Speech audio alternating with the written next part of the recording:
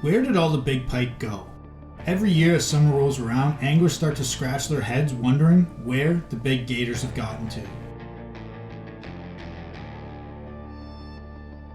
After a spring smashing pike in the shallows, it can feel like you can do no wrong. Like catching is a given and multiple big fish in a day the expectation.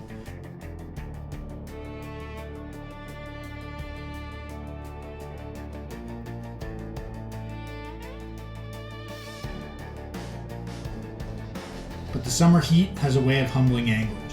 Once that heat sinks in, it can seem like all the big fish have completely disappeared, and getting a bite of any size becomes a challenge.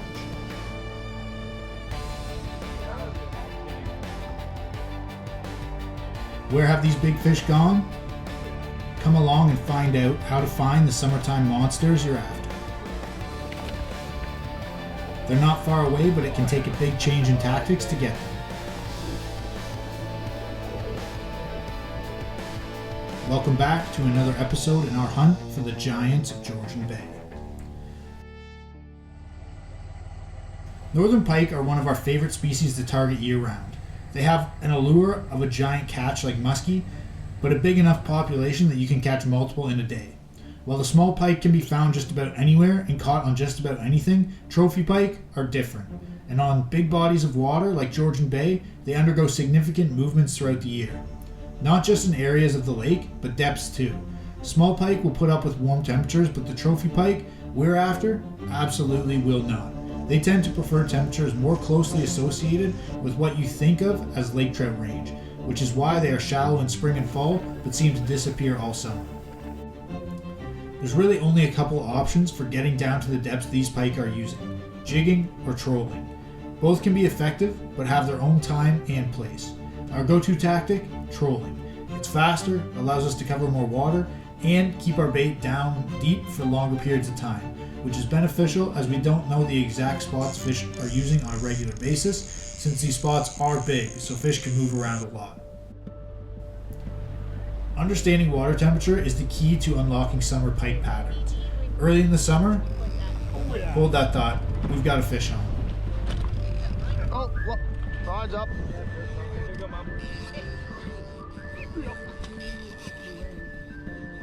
Yeah.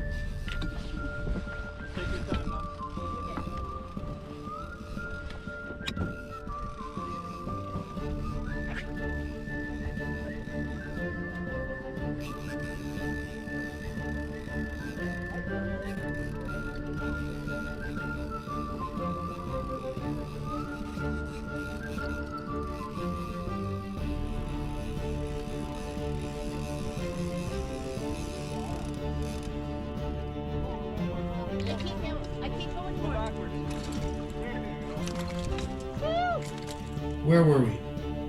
Early in summer, before a thermocline sets up, pike can just move down in the water column from the surface to cool off, or come back up to warm up as needed. Once the thermocline is established, they need to move below the thermocline to cool off, and only need to come back up above it a little bit to warm up as needed. Oftentimes, the depth of the thermocline is well out of reach from anglers casting. Many areas in a body of water won't even have the depth needed to establish one, and so the trophy pike we seek simply won't be there, and anglers targeting those areas aren't putting their lure in front of pike. This isn't a time of year or strategy with insane amounts of action. If action is your goal, you're better off trolling or casting spinnerbaits over weed beds near deep water and picking up a ton of smaller pike. Even when doing everything right, you're hoping for 1 to 3 bites a day.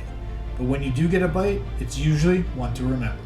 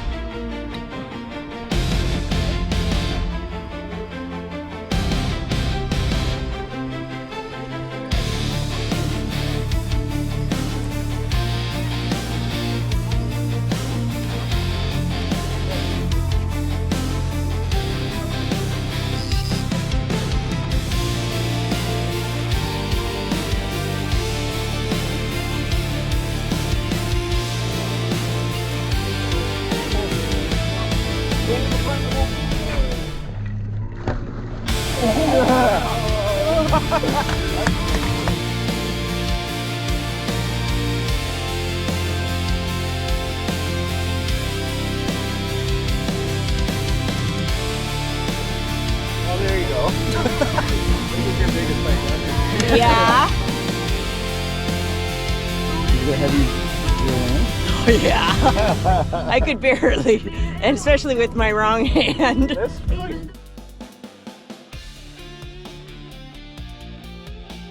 That might be like 45 inches.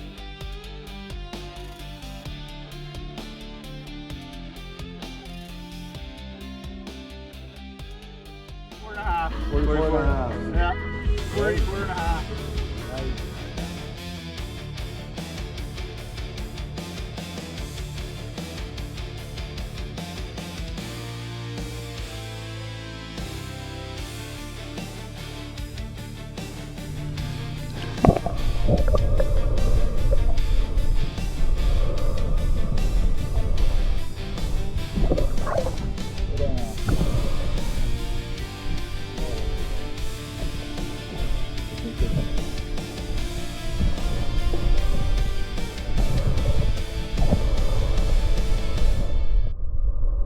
You're sore after that. Oh, my leg. That was a shit show. Many fish will be in depths greater than 30, 40, or even 50 feet for most of the day. But early morning, dusk, in overcast conditions, and when they are digesting, they will move up into the 20 to 30 foot range where anglers can target them. When fishing deep, there is always risk of barotrauma, which is when the swim bladder inflates and damages internal organs by coming up from the depths too quickly. Fortunately, pike and muskie are physostomes, which means they have a pneumatic duct between their swim bladder and mouth. This allows them to inflate or deflate their swim bladder by burping or gulping air, similar to lake trout, but unlike bass, walleye, perch, or crab. They don't have quite the ability to do this as lake trout, but given enough time to recover, they can adjust without harm. Just be sure to keep them upright until they are ready to swim off on their own. Still, it's best not to push the limits and target these fish at depths of 30 or more feet to avoid any risk.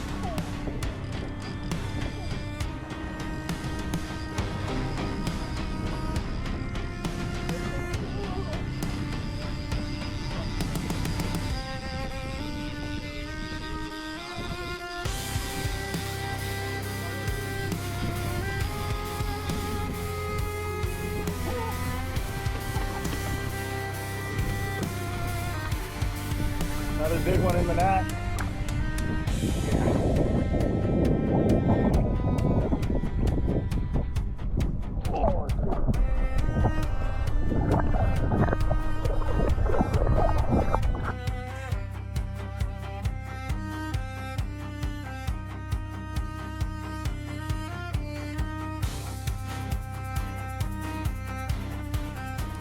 At first glance, trolling seems like a no-thought technique, but it has its complexities. To do it right and to be able to repeat results, you need the right gear.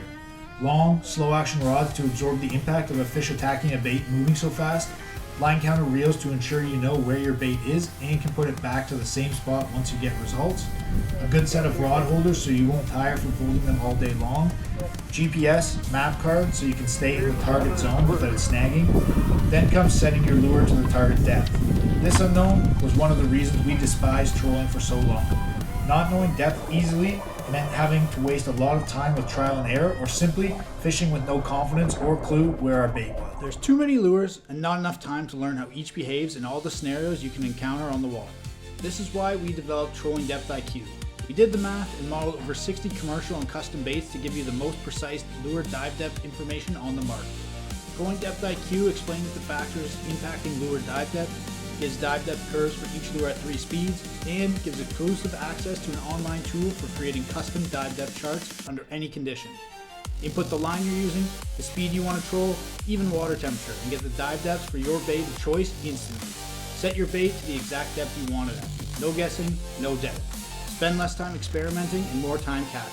It's time to fish smart with Trolling Depth IQ. Only available at newwavefishingacademy.com.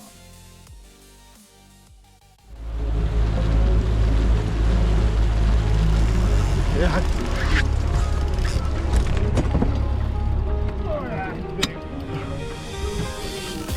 Hopefully it's that line follow. Oh yeah.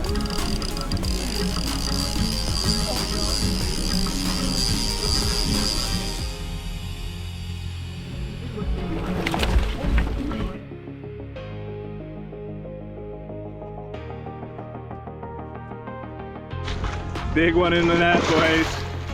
Big one in the net.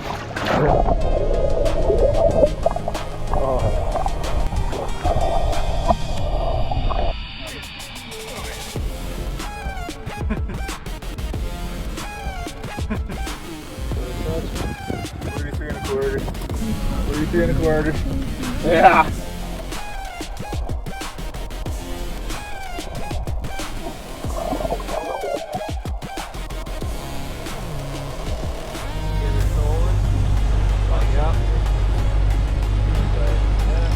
Oh yeah, that's big. Oh yeah, that's big.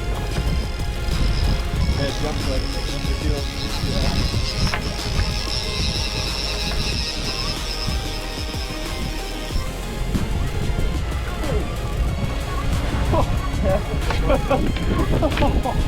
Okay, I'll take that. Oh yeah. Oh, that's big. 40.